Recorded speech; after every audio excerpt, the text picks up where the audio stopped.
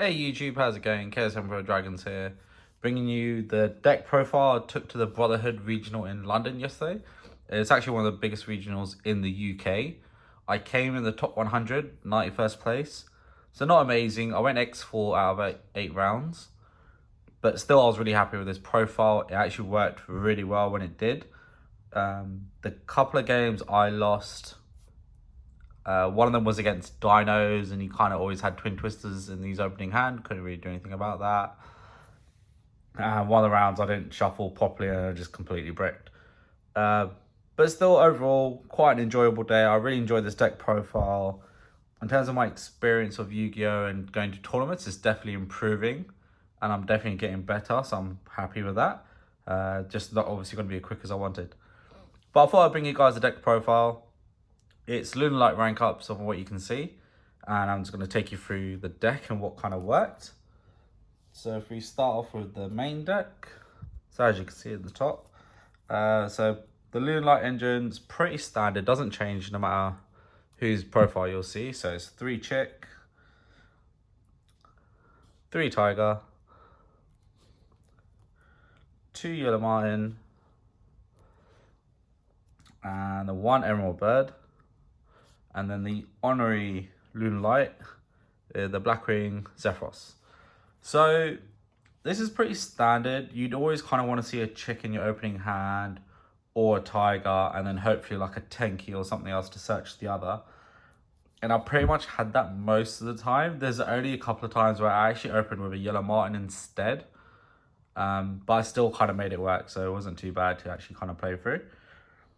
And then to kind of help with the consistency of the engine, the danger package. So I played 2 Jackalope, 2 Shukanoko, sorry, the 1 Nessie, and I played the 1 Chupacabra. Now the idea was that I wouldn't actually see the Chupacabra, and I'll summon it out with a Jackalope or Nessie will help me find another one. I did actually resolve Chupacabra effects once where it got discarded and I had another danger in the graveyard to bring out. That's good. I didn't play Mothman, and my main reason was because if its effect didn't go through and it went discarded, I didn't want to give my opponent a draw and discard because it's such a powerful tool in this game. So that is why I didn't play Mothman, and I chose for Chupacabra instead. And then to help with the consistency of the deck overall, I actually played 3 Magician Souls and 1 Apprentice Illusion Magician. Now this worked so well every time I resolved it. If I had Souls, it was so good to bring out, keep on the field, don't use the draw effect, go through my combo, end up with like a Senare Dance in my hand and another Tenki or something that I haven't used, ditch them to get a free 2 draw. So good. And if I ever opened with Apprentice Edition, that was also actually really good because I'll just keep it in my hand until I need a free discard. So it'd save me going into like a Barrel Clip Blocker instead. And I could just use this for the free discard to get rid of the Zephyros from my hand or Serenade Dance or whatever. It was just so good. So, you know, people say you got to play the 1 bit to play the Magician Souls. I don't see it as a brick because it's just such a free discard. And then obviously you get a summon onto the field. And then it also helps with your Curious Play because you've got a Dark and a Spellcaster to go one of your Beast Warriors and one of the Dangers maybe. So yeah, really good. And then the last monster in the lineup was the Phantom Knight Silent Boots. It was quite good. Like, I found it very consistent, this deck, to be able to go to a Curious, dump the boots. Obviously you have to mill 3 off the top and then still banish to get your rank up magic. So yeah, I was really happy with the ratios. The only thing I could think of is there was quite a few times I'd actually open up with a Yellow Martin in hand, which is quite annoying, but I kind of made it work. So, you know, probably need to just think a bit more if I need to change something, but otherwise this works pretty well. So moving on to the spells. So the 3 Lunalight Perfume, such a good card. So if you have that and Chick, your opening combo is amazing because you basically summon that Chick, dump the Martin, reborn it with a Perfume, go into your Force Tricks, get a Zephyros in your hand, then you banish the Perfume, dumping the Zephyros to get your Tiger. and you've pretty much got full combo from that point onwards. 3-5 formation Tenki as your searcher, one of the best ones. And then 3 Foolish Burial Goods.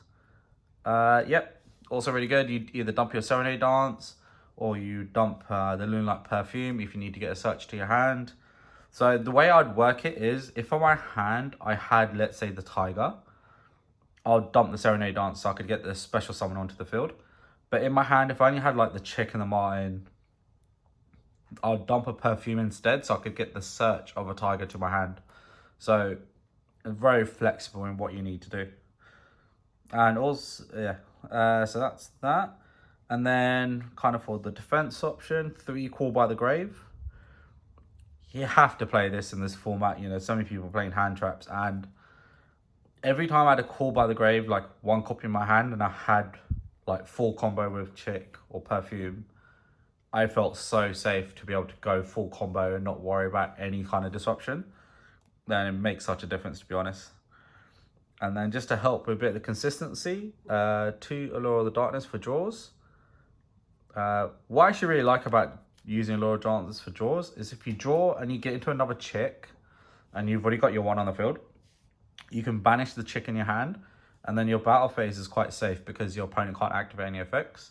It's an effect that people forget quite a lot, but it's actually really useful. And then I played 2 Double or Nothing. And the reason I played 2 is just because when I did a lot of testing, I would find I'd always end up with 1 in my hand, and that would kind of kill the rank up combo because you have to search it.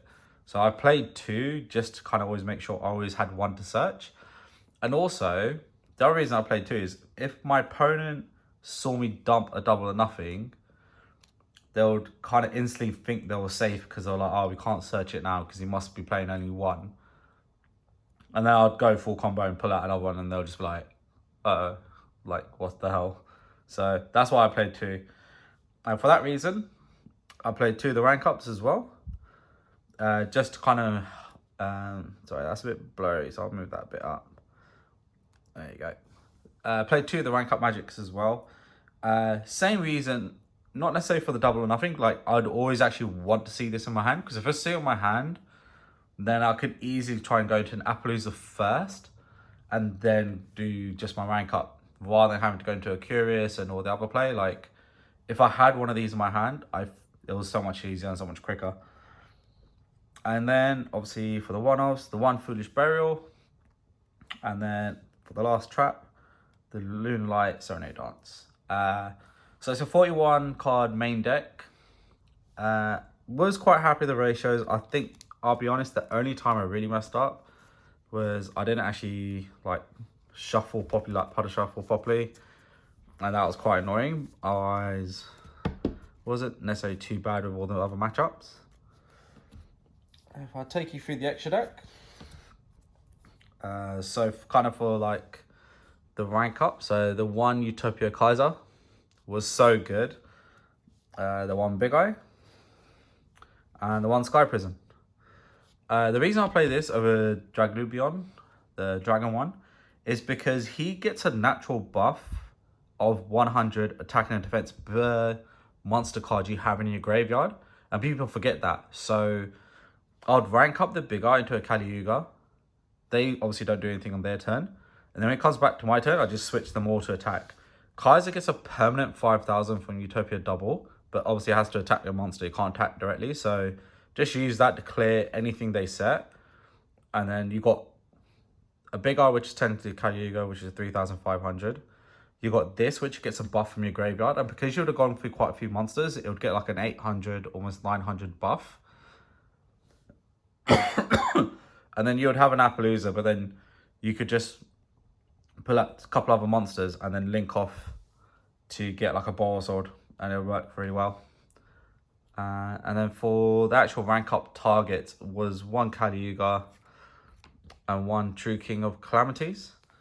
So the reason I played 2 targets is just for the flexibility and for what I was playing against. Like, you could turn off their deck a bit better. Like VFD, many people don't have an out, but obviously Kali-Yuga could turn off the deck completely as well.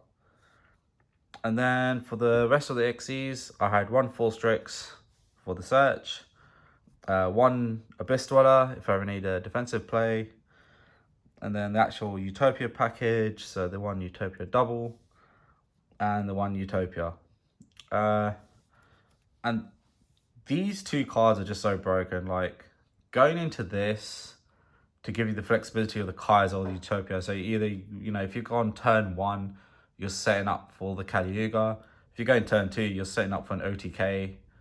Like, I did one guy set up the Utopia, attacked. He only had a Nightmare Unicorn on the field. And I had another card, and he was just like, so how much damage is that? And I'm like, that's pretty much game, because I'm like, he's on 10,000, he's just attacked your Unicorn, and I have another monster to do the extra. I think it was Yellow Mine, it was only 800, but it's enough to give game. And he was like, oh, okay, yeah. Like, people, I don't know why, but they just don't expect it, and it's just such a good card. But also, if I had him out and let's just say couldn't OTK, it's a good defensive option as well, because it just stops their attacks, because you can detach to negate an attack. So that was also quite good. And because the buff from Utopia double is permanent, it would be on 5,000. So if they did find some sort of way to attack it, like, it would just be like, really? And then if they managed to buff their attack enough, you could still negate an attack. So that's it for the XEs. And then going on to the links, 1 blocker for free discard, and then also another type to go into Curious. 1 IP, once again for the defensive play. So if I had my opening hand and I couldn't go full combo or anything, I would actually end on an IP and a Abyss Dweller. You know, shut off their graveyard, IP I can shuffle away, and that was pretty much always good enough to like stop an opponent's turn. And then next turn I'll just go for an OTK. The 1 Unicorn, Curious, such a good card, would go into it pretty much every game to go for a search. It's unbelievable how consistent this deck is to actually pull this combo out. And then for the rank falls, the 1 Appaloosa, which you have to go into, and the 1 Boros or Dragon, just in case you don't OTK with your Utopia double. You have to get this out because you need the 3 zones for the Kaiser. And obviously in the next Master Rule, this becomes even more broken because you don't need the zone, so you don't have to waste energy going into the links, which is even better. So it'll be really interesting to see if this deck survives. I'm anticipating it'll get hit on the ban list. But what I actually really found funny going into Appaloosa was you'd go into Appaloosa purely for the link space, because as soon as you activate Kaliuga, it loses all these counters, and you're like, cool, that's pretty much useless. So my only thinking for this deck is, like, Appaloosa is obviously really great to go into just in case you go over the 5 summons or someone decides to Ash late on or something, and obviously then you've got the negate. But I would probably look into see if there's another link at the moment I could go into earlier that to give me the zones, and that way just it'll be a bit more consistent. I was thinking the Tenki link 3 because it's got the 3 arrows pointing down, but it's just something I'm messing around in my head at the moment. I'll give it a try, play test, and see what happens. Cool. And then I'll really quickly just take you through the side deck. So I had 2 Lightning Storm. Saw it in my hands a couple of times, but like my opponent would make me go first, so it just became a bit useless. My MVP was 3 Mystic Mines and 1 pop-up. So Mystic Mine was just so good if my opponent ever made me go second. Activate that, go Utopia double, end the game. Just such a good combo. 3 evenly match if I need to clear the field. 2 Lancia in case I was worried I was going to get evenly matched. 2 Drawn on Lockbird. And then 2 Phantasme. I'd say for my side deck, I actually went into the Mystic Mines and the Lightning Storms the most. But still trying to figure out how to side deck properly. I think I was a lot better at it this time, but I'll do like another video and discussion on it. But yeah, that's the deck profile. Let me down in the comments what you liked or what you think I could change. Please subscribe if you're enjoying the videos. And I'll see you guys next time. Take care.